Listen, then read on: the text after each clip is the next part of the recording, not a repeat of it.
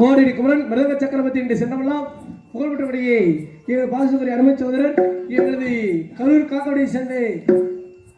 ராமதாஸ் மிருதங்க பெரிய ஒரு மிருதங்க வித்வான் அவர்களின் தமிழ் புதவன் எங்களது இளைய தளபதி இளைய சூப்பர் ஸ்டார் பச்சையப்பன் அவர்களை மிருதகம் சேர்ப்பார்.